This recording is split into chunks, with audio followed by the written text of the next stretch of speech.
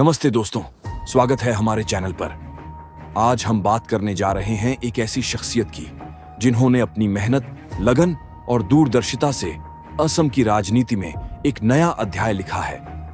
जी हां, हम बात कर रहे हैं असम के वर्तमान मुख्यमंत्री डॉक्टर हिमंता बिस्वा शर्मा की। इस वीडियो में हम उनकी जीवनी, उनके राजनीतिक सफर और उनके योगदान को जानेंगे। तो चलिए शुरू करते हैं। हिमंता बिस्वा शर्मा का जन्म 1 फरवरी 1959 को असम के जोरहाट में एक मध्यम वर्गीय असमिया परिवार में हुआ था। उनके पिता कैलाश नाथ शर्मा एक प्रसिद्ध लेखक और शिक्षक थे, जबकि उनकी मां मृणालिनी देवी असम साहित्य सभा से जुड़ी थीं। हिमंता के परिवार में शिक्षा और संस्कृति को बहुत महत्व दिया जाता था, जिसका प्रभाव उनकी परवरिश पर साफ दिखता है। उनके 6 भाई बहनों वाला परिवार बाद में गुवाहाटी के उलुभरी गांधी बस्ती में रहने लगा। हिमंता ने अपनी स्कूली शिक्षा गुवाहाटी के कामरूप अकादमी स्कूल से 1985 में पूरी की। इसके बाद उन्होंने कॉटन कॉलेज से 1990 में राजनीति विज्ञान में BA और 1992 में MA किया। वह कॉलेज के दिनों में ही एक सक्रिय छात्र नेता थे और 1991-92 में कॉटन कॉलेज स्टूडेंट यूनियन के महासचिव रहे। इतना ही नहीं, उन्होंने गवर्नमेंट लॉ कॉलेज गुवाहाटी से LL.D की डिग्री हासिल की और 1996 से 2001 तक गुवाहाटी हाईकोर्ट में वकालत की। बाद में उन्होंने गुवाहाटी यूनिवर्सिटी से राजनीति विज्ञान में PhD पूरी की, जिसका विषय था नॉर्थ ईस्टर्न काउंसिल, एक स्ट्रक्चरल और फंक्शनल एनालिसिस। अब बात करते हैं उनके राजनीतिक सफर की। हिमंता बिस्वा शर्मा ने अपने राजनीतिक जीवन की शुरुआत 2000 में भारतीय राष्ट्रीय कांग्रेस से की। 2001 में उन्होंने जलुकबारी विधानसभा क्षेत्र से असम गण परिषद के नेता भृगु कुमार फुकन को हराकर पहली बार विधायक बने। इसके बाद 2006 और 2011 में भी वे जलुकबारी से लगातार विधायक चुने गए। इस दौरान 2002 से 2014 तक वे असम सरकार में कृषि, योजना और विकास, वित्त, स्वास्थ्य, शिक्षा और असम समझौता कार्यान्वयन जैसे महत्वपूर्ण विभागों में मंत्री रहे। 2006 में उन्हें स्वास्थ्य मंत्री और 2011 में शिक्षा मंत्री की अतिरिक्त जिम्मेदारी दी गई। हिमंता ने अपने कार्यकाल में कई बड़े बदलाव किए। स्वास्थ्य मंत्री के रूप में उन्होंने जोरहाट, बारपेटा और तेजपुर में 3 मेडिकल कॉलेज स्थापित किए और 5 अन्य मेडिकल कॉलेजों दीफू, नागांव, धुबरी, उत्तर लखीमपुर और कोकराझार की नींव रखी। शिक्षा मंत्री के रूप में उन्होंने साक्षात्कार प्रणाली को खत्म कर TET, शिक्षक पात्रता परीक्षा के जरिए 50,000 शिक्षकों की भर्ती की, जिसने भ्रष्टाचार को कम करने में मदद की। लेकिन 2014 में हिमंता का तत्कालीन मुख्यमंत्री तरुण गोगोई के साथ मतभेद हो गया। इसके चलते उन्होंने 21 जुलाई 2014 को अपने सभी पदों से इस्तीफा दे दिया और 15 सितंबर 2015 को विधानसभा से भी इस्तीफा दे दिया।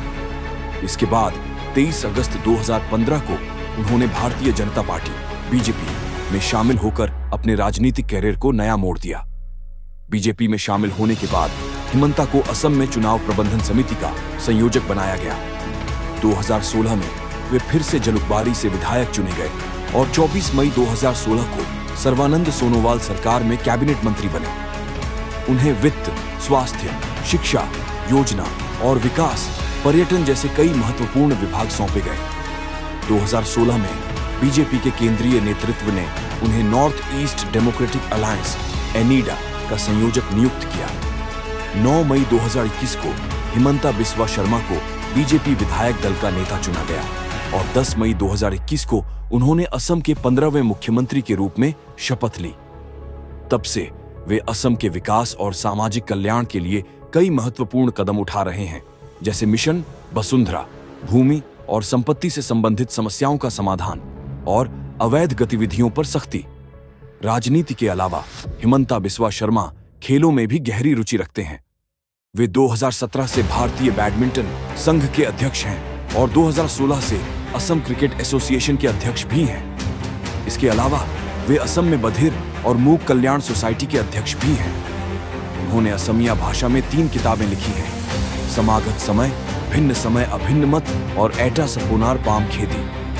साथ ही उन्होंने अमित शाह की जीवनी, अमित शाह और BJP की यात्रा का असमिया में अनुवाद भी किया।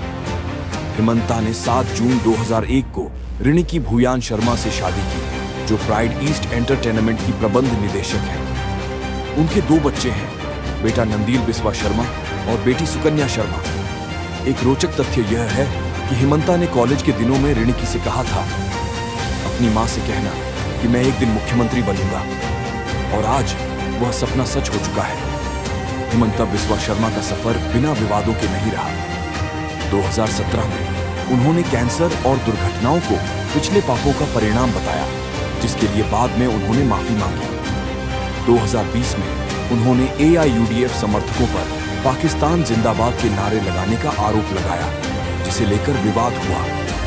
2023 में कांग्रेस नेता गौरव गोगोई ने उन पर और उनकी पत्नी पर सरकारी सब्सिडी के दुरुपयोग का आरोप लगाया, जिसे हिमंता ने खारिज कर दिया। दोस्तों, हिमंता बिस्वा शर्मा एक ऐसे नेता हैं जिन्होंने अपनी मेहनत और दृढ़ निश्चय से असम की राजनीति में अपनी एक खास जगह बनाई है। चाहे वह स्वास्थ्य और शिक्षा में सुधार हो या फिर असम के विकास के लिए उनकी नीतियां, हिमंता ने हर क्षेत्र में अपनी छाप छोड़ी है। लेकिन उनके विवादित बयानों ने भी उन्हें सुर्खियों में रखा है। आपको हिमंता बिस्वा शर्मा की जीवनी कैसी लगी? नीचे कमेंट में जरूर बताएं। अगर आपको यह वीडियो पसंद आया तो लाइक करें, शेयर करें और हमारे चैनल को सब्सक्राइब करना न भूलें। घंटी आइकन दबाएं ताकि आपको हमारे नए वीडियो की सूचना मिलती रहे। मिलते हैं अगले वीडियो में, तब तक के लिए नमस्ते।